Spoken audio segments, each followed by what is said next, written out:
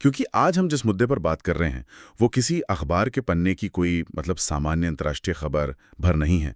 आप ये एक ऐसा भू राजनीतिक तूफान है जो वैश्विक अर्थव्यवस्था की पूरी दिशा ही बदल सकता है। एकदम सही कह रहे हैं आप। और आज की हमारी चर्चा के लिए हमने हिंदुस्तान समाचार पत्र की एक बेहद विस्तृत रिपोर्ट को अपना स्रोत बनाया है। इसे पत्रकार हिमांशु तिवारी ने तैयार किया है। हमारा मुख्य लक्ष्य ईरान, अमेरिका और इजरायल के बीच तेजी से बढ़ते सैन्य तनाव की परतों को खोलना है जी। और सबसे खास बात, हम इस पूरी तस्वीर को सिविल सेवा की तैयारी कर रहे छात्रों के लिए डिकोड करेंगे, विशेषकर यूपीएससी की मेंस परीक्षा और इंटरव्यू के नजरिए से, ताकि सुनने वालों को एक विश्लेषणात्मक दृष्टिकोण मिल सके। ये एक बहुत ही प्रासंगिक विषय है। देखिए, अक्सर होता यह है कि जब हम इस तरह की खबरें पढ़ते हैं तो हमारा ध्यान सिर्फ इस बात पर अटक जाता है कि मिसाइल कहाँ गिरी। एग्जैक्टली, मिसाइल कहाँ गिरी या किस नेता ने क्या आक्रामक बयान दिया। लेकिन एक प्रशासक के नजरिए से देखें तो ये 2 या 3 देशों का आपसी विवाद नहीं है। इसकी जड़ें वैश्विक ऊर्जा बाजार, सप्लाई चेन और कूटनीति की बहुत गहरी परतों में धसी हुई हैं। और यही वो बिंदु है जहां से चीजें असल में दिलचस्प होना शुरू होती हैं। मेरा मतलब है, जब हम तेहरान में होने वाले धमाकों के बारे में पढ़ते हैं या समंदर में तैनात अमेरिकी युद्धपोतों की बात करते हैं तो सतह पर यह एक दूर की घटना लगती है। हाँ, भारत से बहुत दूर। लेकिन भूगोल का एक बहुत ही संकरा रास्ता है जिसे स्ट्रेट ऑफ हॉर्मुज कहते हैं।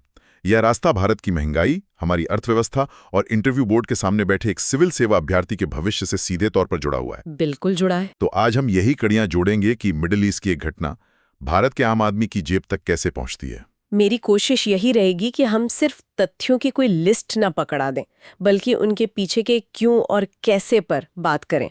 घटनाक्रम के पीछे का जो रणनीतिक गणित है ना, उसे समझना ही असल में इस गहन चर्चा का उद्देश्य है। तो चलिए सीधे ताज़ा घटनाक्रम से शुरुआत करते हैं। रिपोर्ट के मुताबिक मिडिल ईस्ट में जो हलचल हो रही है उसकी गति काफ़ी तेज़ है। अमेरिकी राष्ट्रपति डोनाल्ड ट्रंप ने ईरान के खिलाफ बड़े पैमाने पर सैन्य अभियान की पुष्टि कर दी है। जी, और उस बयान का असर तुरंत दिखा। बिल्कुल, उस बयान के कुछ ही घंटों के भीतर तेहरान में धमाकों की खबरें आने लगीं। साथ ही रिपोर्ट में इजरायल द्वारा ईरान पर पूर्वव्यापी यानी प्रीएम्प्टिव हमले की घोषणा का भी जिक्र है। थोड़ा रुकते हैं यहाँ। जो छात्र रक्षा या कूटनीति की शब्दावली से बहुत ज़्यादा वाकिफ नहीं है, उनके लिए इस प्रीएम्प्टिव स्ट्राइक का रणनीतिक मतलब क्या होता है? इसे बहुत आसान शब्दों में समझाती हूँ। प्रीएम्प्टिव स्ट्राइक का मतलब है दुश्मन के हमला करने से ठीक पहले उस पर हमला कर देना, ताकि उसकी हमला करने की क्षमता ही नष्ट हो जाए। मतलब पहले से ही खतरा भांप लेना। हाँ, इजराइल का तर्क ये रहता है कि उसे किसी आसन्न खतरे की खुफिया जानकारी मिली है, इसलिए बचाव के तौर पर उसने पहले ही वार कर दिया। रिपोर्ट में ये भी बताया गया है कि ये हमले ईरान के सर्वोच्च नेता अली खामनी से जुड़े इलाकों के आसपास हुए हैं। इसका मतलब तो ये हुआ कि वो सीधा लीडरशिप को टारगेट कर रहे हैं। एग्जैक्टली। इसका सीधा मतलब ये है कि इजराइल अब सिर्फ सैन्य ठिकानों को ही नहीं बल्कि ईरान के नेतृत्व के प्रतीकों को भी एक कड़ा संदेश दे रहा है। इसका असर भी तुरंत देखने को मिला है। दोनों देशों ने अपने अपने हवाई क्षेत्र बंद कर दिए हैं। इजरायली सेना ने अपने नागरिकों को मिसाइल हमले के अलर्ट जारी कर दिए। लेकिन जब मैंने रिपोर्ट को थोड़ा और गहराई से पढ़ा तो मुझे समझ आया कि ये तनाव सिर्फ इजराइल और ईरान के बॉर्डर तक सीमित नहीं है। जी नहीं, इसका दायरा बहुत बड़ा है। हाँ, ईरान ने बहरीन से लेकर कतर तक मौजूद अमरीकी सैन्य ठिकानों को निशाना बनाया है। दुबई जैसे कमर्शियल हब में भी मिसाइल हमलों की गूंज सुनाई दी है। और इसके जवाब में अमेरिका ने दर्जनों युद्धपोतों के जरिए समंदर से ईरान की घेराबंदी कर दी है। यहाँ तक कि रूसी राष्ट्रपति पुतिन के करीबी के भी इस पूरे घटनाक्रम पर भड़कने की बात रिपोर्ट में सामने आई है। देखिए, यही बात इस पूरी स्थिति को इतना जटिल बनाती है। ये अब कोई द्विपक्षीय मसला रहा ही नहीं। जब कतर और बहरीन में अमरीकी बेस पर हमले होते हैं तो इसका सीधा मतलब है कि ईरान पूरे मिडल ईस्ट में फैले अमरीकी इंफ्रास्ट्रक्चर को चुनौती दे रहा है। और रूस की एंट्री? हाँ, जब रूस जैसी महाशक्ति के बयान आते हैं तो ये स्पष्ट हो जाता है कि दुनिया की बड़ी ताकतें इस भू राजनीतिक बिसात पर अपने अपने मोहरे सेट कर रही हैं। ये सब देखकर ऐसा लग सकता है कि ये रातों रात हुआ कोई विस्फोट है, लेकिन कूटनीति में चीजें अचानक नहीं होती। अगर हम इतिहास के पन्ने पलटें तो ये दुश्मनी दशकों पुरानी है। रिपोर्ट में भी इस बात की ओर इशारा है कि अमेरिका और ईरान का ये टकराव आज का नहीं है। आपने बिल्कुल सही दिशा में ध्यान खींचा है। ये समझना बहुत जरूरी है कि ये हालिया टकराव कोई एक दिन का नतीजा नहीं है। अमेरिका और ईरान के बीच तनाव की असल जड़ें 1979 की ईरानी क्रांति तक जाती हैं। 1979? जी, उस समय ईरान में अमेरिका समर्थित शाह की सत्ता को उखाड़ फेंका गया था और उसके बाद जो अमेरिकी दूतावास में बंधक संकट हुआ, जिसे हॉस्टेज क्राइसिस कहते हैं, उसने दोनों देशों के बीच अविश्वास की एक ऐसी खाई पैदा कर दी जो आज तक नहीं भर पाई है। मतलब बुनियाद वहीं से हिल गई थी। बिल्कुल। और आज के समय में इस पूरे विवाद को हम मुख्य रूप से 3 ध्रुवों या पिलर्स के आसपास घूमता हुआ देख सकते हैं। अगर हम इन पिलर्स को डीप वुड पढ़ें तो रिपोर्ट में सबसे पहला और सबसे बड़ा मुद्दा ईरान के परमाणु कार्यक्रम का नजर आता है। अमेरिका और पश्चिमी देशों को हमेशा यह डर रहा है कि ईरान यूरेनियम संवर्धन की आड़ में परमाणु हथियार बना सकता है। हाँ, यूरेनियम एनरिचमेंट। और ईरान का तर्क ये रहता है कि उसका कार्यक्रम केवल शांतिपूर्ण ऊर्जा उद्देश्यों के लिए है। हम यहाँ रिपोर्ट के तथ्यों पर बात कर रहे हैं, किसी का पक्ष नहीं ले रहे। लेकिन अविश्वास इतना गहरा है कि कोई भी पक्ष पीछे हटने को तैयार नहीं है। और दूसरा पिलर क्या है? दूसरा पिलर है क्षेत्रीय प्रभाव, या जिसे इंटरनेशनल रिलेशंस में रीजनल हेजेमनी कहते हैं, उसकी लड़ाई। ईरान मिडिल ईस्ट में शिया प्रभाव वाले देशों का एक गुट बनाकर अपनी ताकत बढ़ाना चाहता है और अमेरिका उसे रोकना चाहता है। जाहिर है, अमेरिका का मुख्य लक्ष्य सऊदी अरब और इजराइल जैसे अपने सहयोगियों के साथ मिलकर वहां शक्ति संतुलन बनाए रखना है। और जो तीसरा पहलू है प्रॉक्सी युद्ध, वो मुझे लगता है कि आज के कूटनीतिक परिदृश्य का सबसे खतरनाक हिस्सा है। बिना शक। मतलब अमेरिका और ईरान सीधे तौर पर अपनी सेनाएं लेकर मैदान में कम ही उतरते हैं। इसके बजाय वे यमन, सीरिया, इराक और लेबनान जैसे क्षेत्रों में अपने अपने समर्थित गुटों को हथियार और पैसा देते हैं। जैसे यमन में हूती विद्रोही। एग्जैक्टली।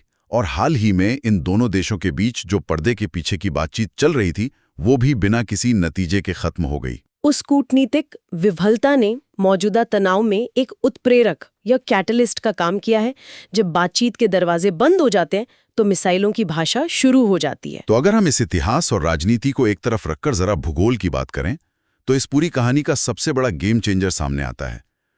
जब मैंने रिपोर्ट में स्ट्रेट ऑफ हॉर्मुज के बारे में पढ़ा तो मुझे भारत के किसी बड़े शहर के मुख्य टोल प्लाजा की याद आ गई। अच्छा, कैसे? जैसे दिवाली के समय अगर शहर के बाहर जाने वाले उस अकेले टोल प्लाजा पर कोई एक ट्रक खराब हो जाए तो पूरे शहर की सप्लाई चेन और ट्रैफिक ठप हो जाता है। स्ट्रेट ऑफ हॉर्मुज वैश्विक अर्थव्यवस्था के लिए कुछ ऐसा ही है ना? ये एनालॉजी इस भौगोलिक सत्य को बहुत अच्छे से समझाती है। स्ट्रेट ऑफ हॉर्मुज वास्तव में इस पूरे संकट का सबसे संवेदनशील चोक पॉइंट है। Choke point? जी। ओमान और ईरान के बीच स्थित यह समुद्री रास्ता अपने सबसे संकरे हिस्से में केवल 21 मील चौड़ा है और इसी संकरे रास्ते से दुनिया के कुल तेल व्यापार का लगभग 20% यानी 5वां हिस्सा होकर गुजरता है। सऊदी अरब, इराक, कुवैत और यूएई जैसे बड़े तेल उत्पादक देशों की अर्थव्यवस्था की जीवन रेखा यही रास्ता है। लेकिन यहाँ एक स्वाभाविक सा सवाल मन में आता है। जब ये रास्ता इतना संकरा है और ईरान बार बार इसे ब्लॉक करने की धमकी देता है, तो अमेरिका या बाकी दुनिया के पास इसका कोई प्लान बी क्यों नहीं है? क्या तेल ले जाने के लिए कोई वैकल्पिक पाइपलाइन मौजूद नहीं है? ऐसा नहीं है कि विकल्प बिल्कुल नहीं है। सऊदी अरब के पास ईस्ट वेस्ट पाइपलाइन है और यूएई के पास भी अपनी एक पाइपलाइन है जो हॉर्मुज को बाईपास करती है। तो फिर समस्या क्या है? समस्या क्षमता की है। ये पाइपलाइनें उस 20% वैश्विक सप्लाई का पूरा भार नहीं उठा सकती। और रही बात ईरान की धमकी की, तो ईरान को इस रास्ते को बंद करने के लिए कोई बहुत बड़ी नौसेना नहीं चाहिए। मतलब वो छोटे हथियारों से ही काम कर सकते हैं। बिल्कुल। हॉर्मुज के भूगोल को देखते हुए ईरान छोटी और तेज हमलावर नावों, समुद्री बारूदी सुरंगों यानी नेवल माइंस और अपनी तटरेखा पर छिपाई गई एंटी शिप मिसाइलों का इस्तेमाल करके इस रास्ते को पूरी तरह से असुरक्षित बना सकता है। और मजे की बात यह है कि रिपोर्ट इस खतरे को केवल हॉर्मुज तक सीमित नहीं मानती। इसमें लाल सागर के बाबल मंदेब जैसे अन्य समुद्री मार्गों पर भी खतरे की बात कही गई है, जहां यमन के हूती विद्रोही अक्सर वाणिज्यिक जहाजों को निशाना बनाते हैं। हाँ, रिपोर्ट स्पष्ट करती है कि अगर यहाँ बड़ा संघर्ष हुआ तो वैश्विक तेल मांग का लगभग 9% हिस्सा सीधे तौर पर जोखिम में आ जाएगा। और यहीं से अर्थशास्त्र का वो हिस्सा शुरू होता है जो बाजारों में हलचल पैदा करता है। जब कूटनीति काम करना बंद कर देती है तो बाजार अपने आप जोखिम का आकलन करने लगते हैं। बिल्कुल। और रिपोर्ट में बताया गया है कि अंतर्राष्ट्रीय बाजार में ब्रेंट क्रूड का भाव $71 प्रति बैरल के पार चला गया। जो सुनने वाले अर्थशास्त्र बैकग्राउंड से नहीं है, उनकी जानकारी के लिए बता दें कि ब्रेंट क्रूड अंतर्राष्ट्रीय बाजार में तेल की कीमतों को तय करने का एक प्रमुख बेंचमार्क है। जी। दुनिया भर में तेल का व्यापार इसी के भाव के इर्द-गिर्द तय होता है। तो अगर ये 21 मील का रास्ता सच में ब्लॉक होता है या तनाव बढ़ता है, तो अगली सुबह वैश्विक बाजार का क्या हाल होगा? अर्थशास्त्र के नजरिए से रिपोर्ट में भविष्य के 4 बहुत ही तार्किक सिनेरियो का विश्लेषण किया गया है। अगर हम पहले सिनेरियो की बात करें, जहां संघर्ष सिर्फ कुछ सीमित सैन्य कार्रवाइयों या चेतावनियों तक रहता है, तो भी बाजार के डर के कारण तेल की कीमतों में 10 से $12 प्रति बैरल की वृद्धि देखने को मिल सकती है। ये तो एक बेसलाइन है। और अगर ईरान सच में स्ट्रेट ऑफ हॉर्मुज़ को बाधित करने का कदम उठा ले? वो दूसरा सिनेरियो है। अगर सप्लाई चेन बाधित होती है तो कीमतें सीधे $90 के पार जा सकती हैं। बाप रे। और तीसरा सिनेरियो तो और भी गंभीर है। मान लीजिए कि मिसाइलें सीधे तेल निकालने वाले कुओं, रिफाइनरियों या तेल के बुनियादी ढांचे पर गिरती हैं। इंफ्रास्ट्रक्चर को तो रातों रात ठीक नहीं किया जा सकता ना। बिल्कुल नहीं। ऐसे में ब्रेंट क्रूड $100 प्रति बैरल को भी पार कर जाएगा। रिपोर्ट में एक चौथे सिनेरियो का भी जिक्र है। अगर ये युद्ध पूरे मिडिल ईस्ट क्षेत्र में फैल जाए, विशेषज्ञों का मानना है कि तब तेल की कीमतें $130 प्रति बैरल तक आसमान छू सकती हैं। $130? हाँ, $130 का मतलब है कि विकासशील देशों की अर्थव्यवस्थाएं पूरी तरह से फ्रीज हो जाएंगी। अब यहाँ से हम उस विषय पर आते हैं जो इस पूरी चर्चा का केंद्र है, खासकर उन छात्रों के लिए जो यूपीएससी सिविल सेवा की तैयारी कर रहे हैं। ये इस चर्चा का बहुत अहम पड़ाव है। अगर एक इंटरव्यू बोर्ड के सामने ये सवाल रखा जाए कि मिडिल ईस्ट में चल रहे इस टकराव का भारत से क्या लेना देना है, एक सिविल सेवक को इस भू राजनीतिक उथल-पुथल की परवाह क्यों करनी चाहिए? रिपोर्ट के आंकड़े इस बात का बहुत ही स्पष्ट उत्तर देते हैं। बिल्कुल देते हैं। एक सिविल सेवा उम्मीदवार को इस घटना को सिर्फ अंतर्राष्ट्रीय संबंध या आईआर के पेपर तक सीमित नहीं रखना है, बल्कि इसे इकोनॉमी से जोड़ना है। अगर हम भारत की स्थिति देखें, तो भारत दुनिया का तीसरा सबसे बड़ा तेल उपभोक्ता देश है। तीसरा सबसे बड़ा? जी, और हम अपनी जरूरत का लगभग 88% तेल आयात करते हैं, यानी हम हर साल करीब 2 अरब बैरल तेल खरीदते हैं। और इसमें सबसे डराने वाला आंकड़ा ये है कि भारत के कुल तेल आयात का 40% से ज्यादा हिस्सा उसी संकरे स्ट्रेट ऑफ हॉर्मुज से होकर आता है, जिसके ब्लॉक होने का खतरा मंडरा रहा है। यहीं पर एक बहुत ही महत्वपूर्ण आर्थिक सिद्धांत सामने आता है, जिसे इंटरव्यू में अक्सर पूछा जाता है, चालू खाते का घाटा, या जिसे करंट अकाउंट डेफिसिट कहते हैं। थोड़ा रुकते हैं। जो छात्र अर्थशास्त्र के बैकग्राउंड से नहीं हैं, उनके लिए चालू खाते के घाटे को आसान भाषा में डिकोड कर देते हैं। इसका सीधा मतलब किसी देश की कुल कमाई और उसके कुल खर्च के बीच का अंतर है। जब कोई देश अपने निर्यात से ज्यादा कीमत का सामान आयात करता है, तो उसे चालू खाते का घाटा कहते हैं। बिल्कुल सरल भाषा में। भारत के मामले में हमारा सबसे बड़ा खर्च तेल मंगाना है, तो जब तेल महंगा होता है तो हमारा आयात बिल बढ़ जाता है। और इसका सीधा गणित ये है कि अंतर्राष्ट्रीय बाजार में तेल की कीमत में मात्र $1 की वृद्धि होने से भारत का सालाना आयात बिल लगभग $2 अरब बढ़ जाता है। सिर्फ $1 बढ़ने से $2 अरब का झटका। हाँ, अब जरा सोचिए, अगर तेल $71 से बढ़कर $130 तक पहुंच जाए, तो भारत के विदेशी मुद्रा भंडार पर कितना भयानक दबाव पड़ेगा। ये एक बहुत बड़ा आर्थिक झटका होगा। तेल महंगा होने का मतलब सिर्फ पेट्रोल पंप पर दाम बढ़ना नहीं है। इसका मतलब है कि देश में हर चीज की ढुलाई महंगी हो जाएगी। सब्जियां, राशन, कपड़े, सब कुछ महंगा होगा, जिससे देश में महंगाई का एक नया दौर शुरू हो जाएगा, जिसे इन्फ्लेशन कहते हैं। जी। तो क्या हम पूरी तरह से बेबस हैं? अगर इंटरव्यू में पूछा जाए कि इस तरह के झटकों से बचने के लिए भारत की तैयारी क्या है, तो एक उम्मीदवार को क्या जवाब देना चाहिए? ये एक बेहतरीन सवाल है। यहाँ उम्मीदवार को रणनीतिक पेट्रोलियम भंडार यानी स्ट्रेटेजिक पेट्रोलियम रिजर्व्स का जिक्र करना चाहिए। भारत सरकार ने इस तरह के आपातकालीन संकटों से निपटने के लिए मंगलुरु, पादूर और विशाखापट्टनम जैसी जगहों पर जमीन के अंदर विशाल गुफाओं में कच्चे तेल का भंडार बना के रखा है। लेकिन क्या वो काफी है? देखिए, यह भंडार हमें कुछ दिनों या हफ्तों का बफर तो दे सकता है, लेकिन ये कोई स्थायी समाधान नहीं है।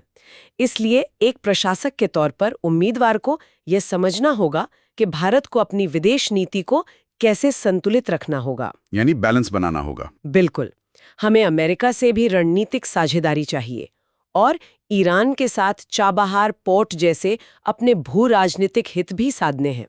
हम यहाँ किसी का पक्ष नहीं ले रहे हैं, लेकिन एक तटस्थ नजरिए से देखें तो यह टकराव भारत की कूटनीतिक और आर्थिक परीक्षा ले रहा है। तो आज के इस गहन चर्चा के सफर को अगर हम समेटें तो हमने देखा कि कैसे 1979 की ईरानी क्रांति और बंधक संकट से शुरू हुआ अविश्वास आज अमेरिका की युद्धपोतों की तैनाती और इजराइल के पूर्वव्यापी हमलों तक पहुंच गया है। जी। हमने डीकोड किया कि कैसे स्ट्रेट ऑफ हॉर्मुज का वो 21 मील का संकरा रास्ता दुनिया की 20% और भारत की 40% तेल जरूरतों को नियंत्रित करता है। हमने तेल की कीमतों के उन खतरनाक सिनारियों पर बात की जो ब्रेंट क्रूड को $130 तक ले जा सकते हैं, और उसका इम्पैक्ट भी समझा। हाँ, और सबसे महत्वपूर्ण, हमने सिविल सेवा परीक्षा के नजरिए से ये समझा कि तेल की कीमत में $1 का उछाल कैसे भारत के आयात बिल को $2 अरब बढ़ा देता है और करंट अकाउंट डेफिसिट पर सीधा असर डालता है। चर्चा को विराम देने से पहले मैं एक गहरा और सोचने पर मजबूर करने वाला विचार छोड़ना चाहूंगी। बिल्कुल, बताइए। ये विचार विशेष रूप से उन छात्रों के लिए एक बेहतरीन वैचारिक अभ्यास है जो मेंस परीक्षा में निबंध लिख रहे हैं या इंटरव्यू की तैयारी कर रहे हैं। हम देख रहे हैं कि जब स्ट्रेट ऑफ हॉर्मुज या बाबल मंदेब जैसे समुद्री रास्तों को इतनी आसानी से कूटनीतिक हथियार की तरह इस्तेमाल किया जा सकता है, तो क्या भारत जैसे विकासशील देशों को अपनी राष्ट्रीय सुरक्षा की परिभाषा नहीं बदलनी चाहिए? बहुत दिलचस्प एंगल है। क्या विचार करने वाली बात ये नहीं है कि हमारी असली सुरक्षा सिर्फ सेना या हथियारों में नहीं, बल्कि जीवाश्म ईंधन यानी फॉसिल फ्यूल्स पर अपनी निर्भरता खत्म करने और तेजी से हरित ऊर्जा की ओर बढ़ने में छिपी है? क्या ऊर्जा की आत्मनिर्भरता ही भविष्य की सबसे बड़ी कूटनीति नहीं है? यह सच में एक बहुत ही उम्दा और विचारणीय प्रश्न है। क्या हमारी सुरक्षा असुरक्षित समुद्री रास्तों और पेट्रोल डीजल से परे सौर और पवन ऊर्जा के विकल्पों में छिपी है? यह एक ऐसा सवाल है जिस पर तैयारी कर रहे छात्रों को और इस मुद्दे में गहरी दिलचस्पी रखने वाले हर व्यक्ति को जरूर विचार करना चाहिए।